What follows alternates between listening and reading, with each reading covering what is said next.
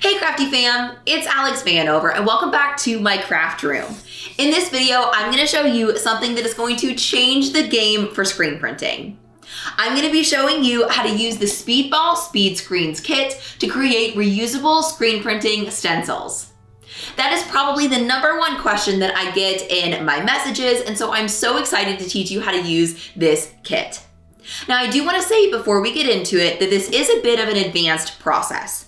So if you haven't tried the basics of screen printing, I recommend getting pretty practiced with that before you move on to this kit, but I'm absolutely sure that you guys are going to love it.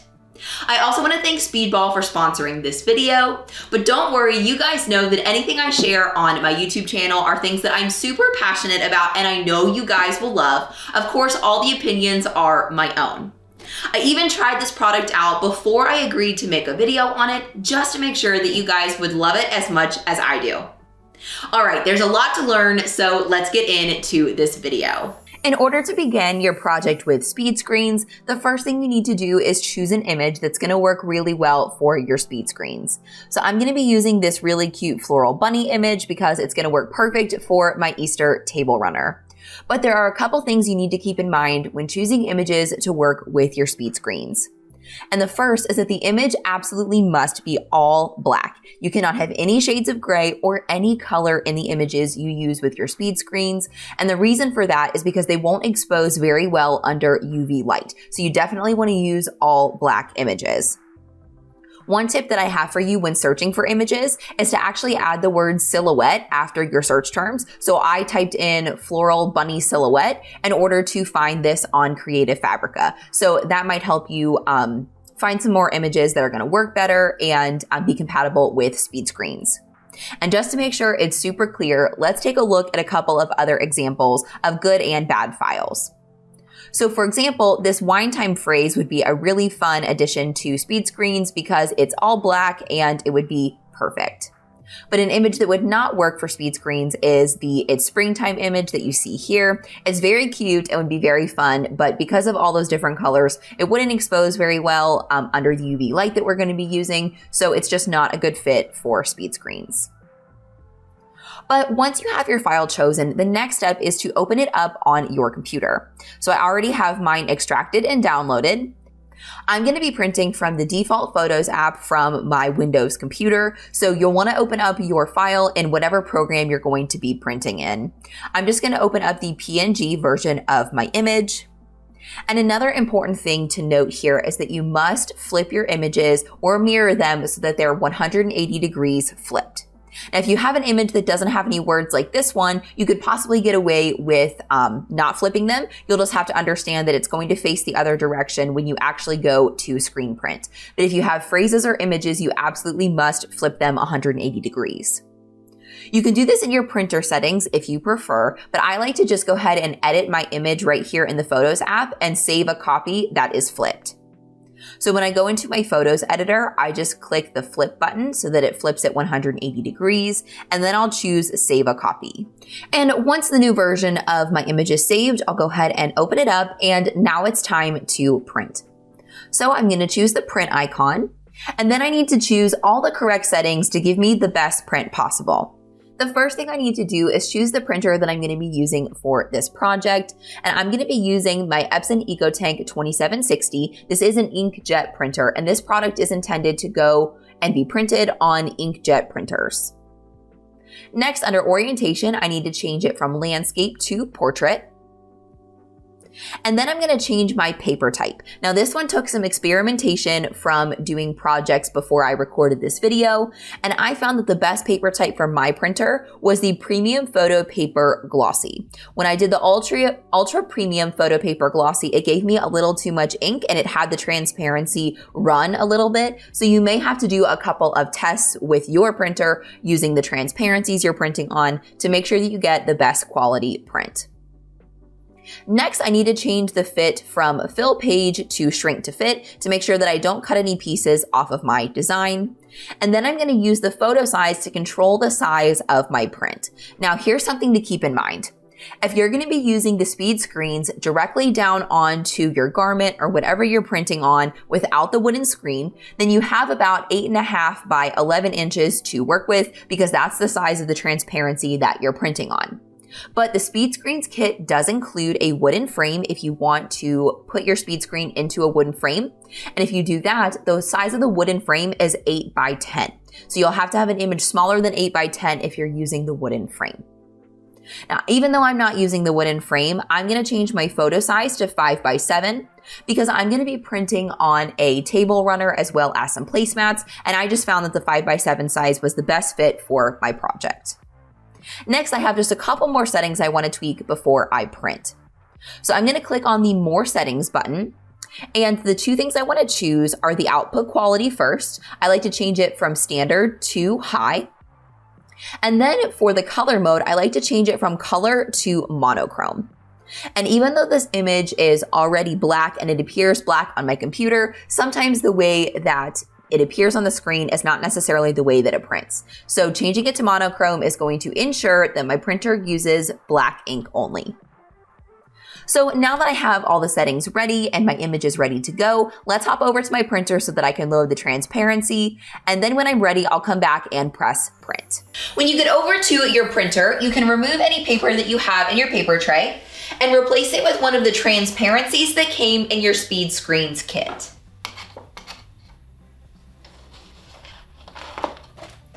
Once you insert the transparency into your paper tray, you can confirm your printer settings and choose print.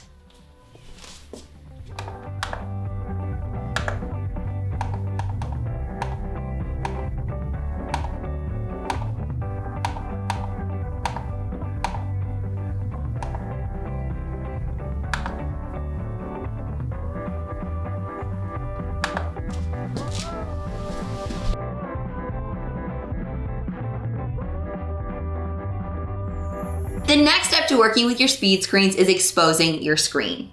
This is by far the most intimidating step, but you can totally do it. So make sure that you listen closely. First, you need to prepare where you're going to be exposing your screen. The speed screens are sensitive to light before they're exposed to the UV lamp. So be sure to close any blinds or curtains if the room that you're in has a window. Use only artificial lighting while you're exposing your speed screens. Secondly, you need to measure 14 inches above your surface so you know exactly where to hold your UV lamp.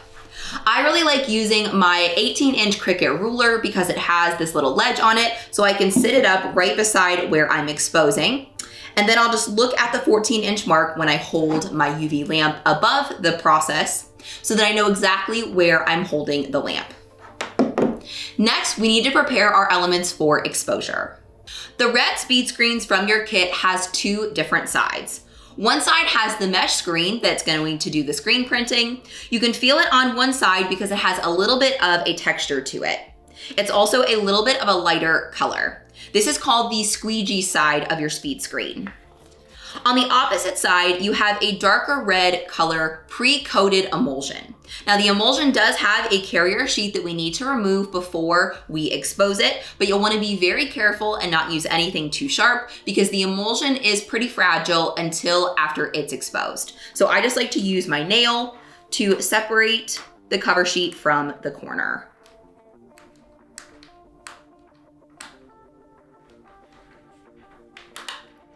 Then you can remove this carrier sheet. We will use it later in the process, so don't throw it away.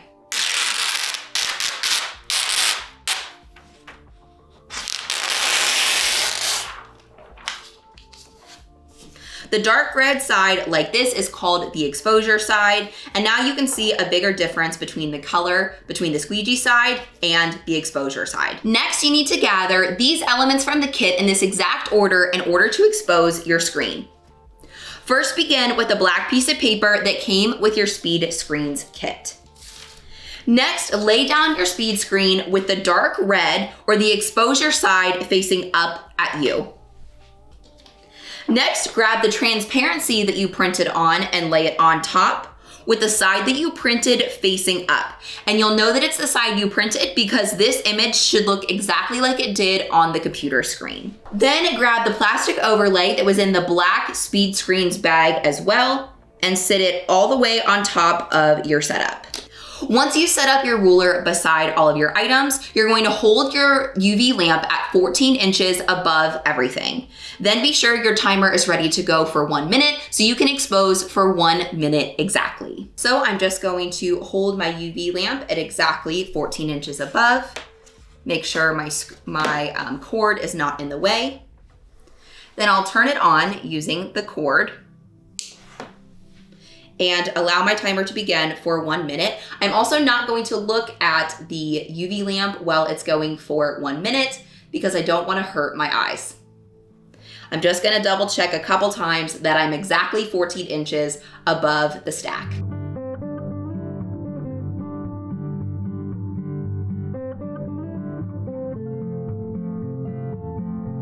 Okay, now my timer is finished.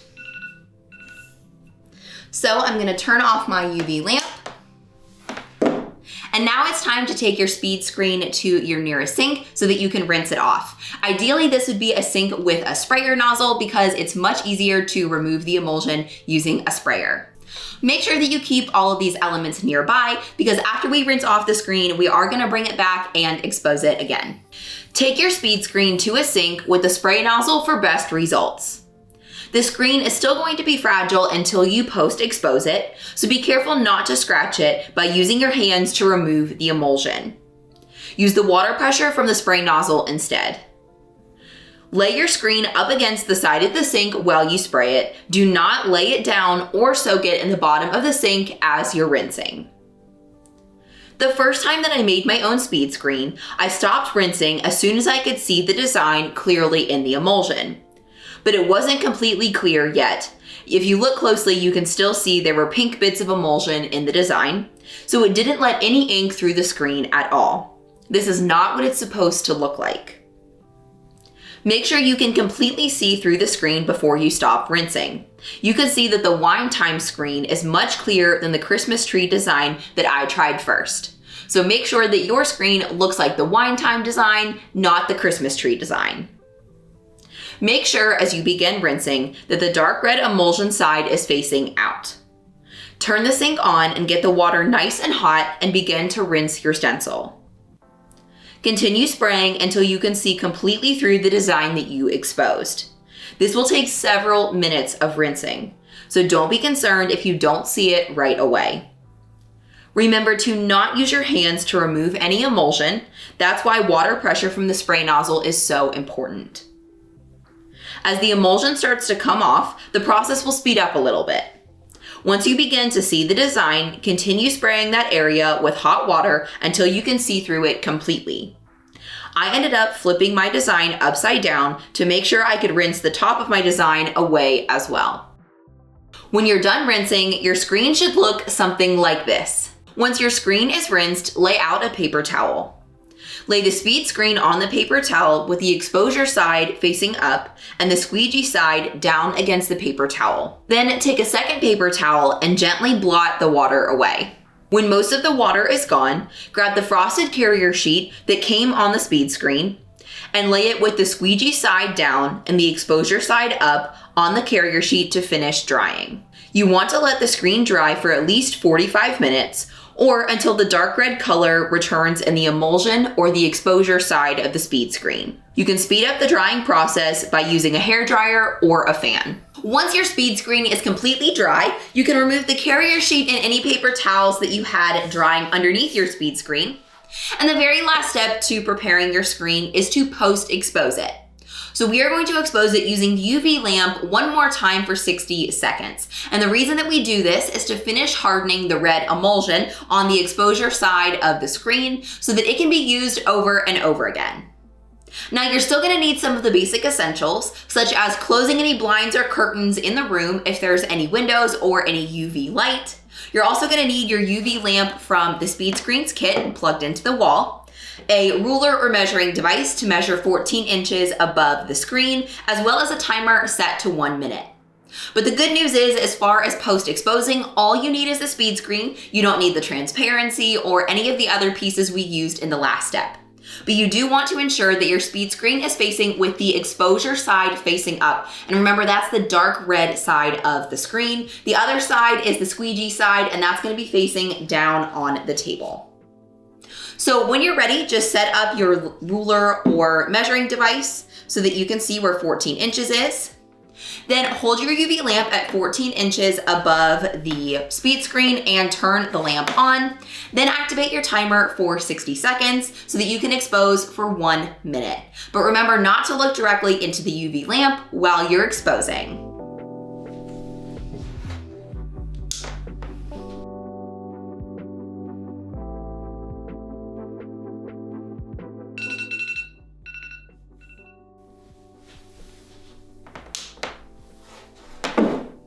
And once you're finished post-exposing, now you're ready to reuse your speed screen. Now let's get to the fun part, the screen printing.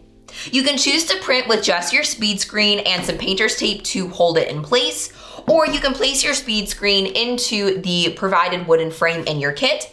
And to do that, you would just flip the frame over and place your screen into the frame with the squeegee side facing down toward the table. Then you can push the cord into all the crevices on the back of the wooden frame and you have a traditional screen printing setup. But in my opinion, that just adds an extra step. So I like to print with just the speed screen. Another benefit of using the screen by itself is that as you're going along, you can hold down the top and just lift up the bottom of the screen and see if your print needs any more ink. That would be almost impossible to do with a wooden frame unless you had placed registration marks before getting started. So I personally just like printing using the speed screen. Another thing to keep in mind is that as you're printing, you want the squeegee side facing up towards you, which means the exposure side or the dark red side is going to be facing down towards your project. Okay, let's get to the screen printing. To begin screen printing using your speed screen, place down your substrate first. I'm going to be using a table runner that I'm going to be placing on my table for Easter. And then you're going to take your speed screen with the exposure side facing down and the squeegee side facing up at you onto that substrate. Then secure all 4 edges using a piece of painter's tape.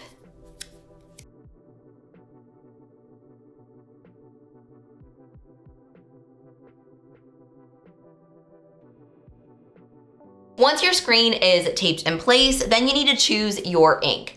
I'm going to be using the Gravity Gray fabric ink from the Energy Surge Speedball Specialty fabric ink set. You guys, this color scheme is so cute together. So if you want to check this out, I'll go ahead and link it for you in the description below. Then you'll need a spoon as well as a squeegee. I'm going to be using the squeegee that came in the Speed Screens kit. Just make sure that you're paying attention to whether or not you're using the fabric side for fabric ink or the graphic side for acrylic ink. Then open up your ink jar and place plenty of ink at the top of your screen.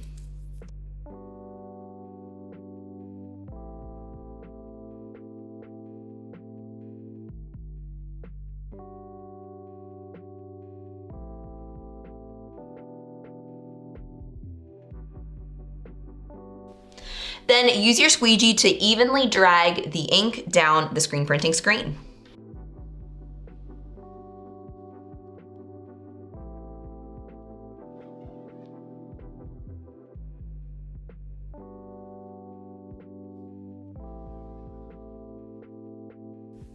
Then I want to see if I got enough ink on my screen, so I'm going to go ahead and lift up the bottom edge of my speed screen. And it actually looks perfect. So all I'm gonna do is lift the whole thing straight up. And then I'm gonna move the screen to the next area that I want to print. Remember, I don't wanna get too close to the bunny that I just printed because it's still very fresh and very wet. But I'm just gonna tape everything back down again and repeat the process.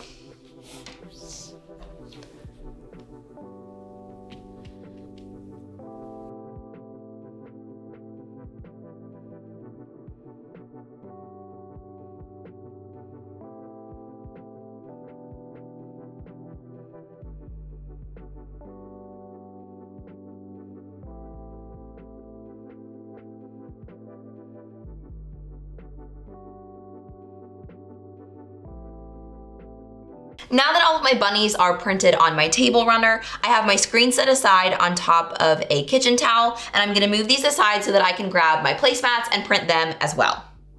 Now I'm gonna follow the same process with printing one bunny in the center of each of my placemats. But I did notice that my placemats were kind of thin. You can kind of see my hand through that fabric. So I have a piece of butcher paper that I'm gonna put behind each placemat to make sure that no ink goes through onto my table.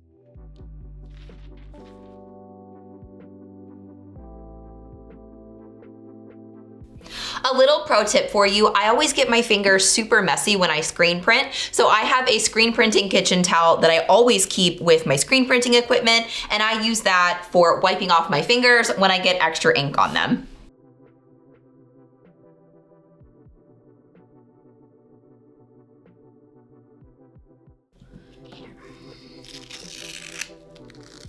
Oh yeah, looks super cute.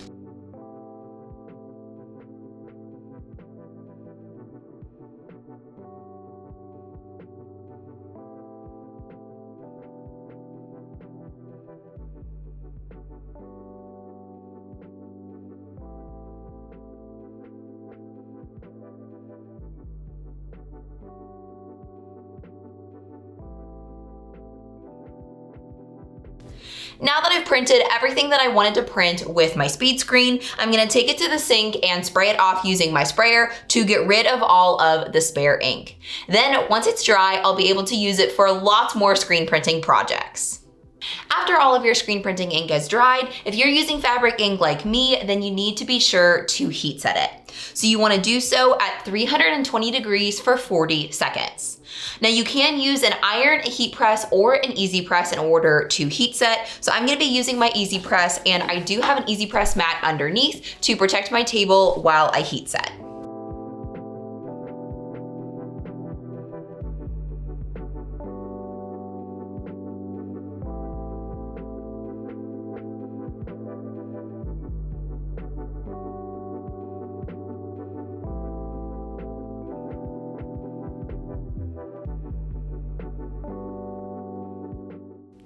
As soon as the ink is dry and heat set on the fabric, then it's completely permanent for the life of the fabric and ready to be used or worn. After trying out speed screens, I am obsessed with using them for screen printing. I found the process very intimidating when I tried it for the first time.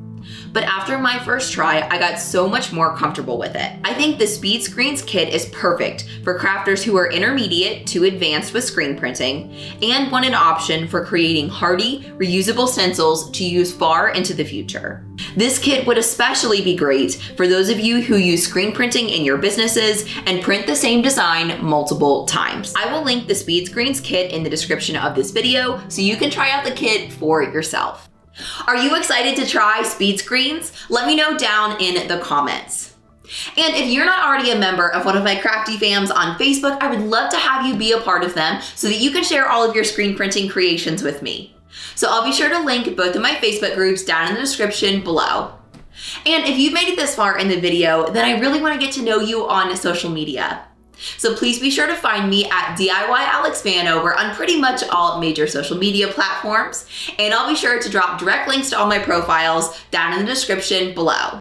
If you enjoyed this video and you want to see more just like it, then be sure to subscribe to the DIY Alex YouTube channel and be sure to ring the bell so that you get notified every single time that I put out a new video every single week. But don't wait for next week's video. Be sure to check out this one next. Or if you want to make your DIY dreams come true, be sure to check out this video. I know that you're going to love it.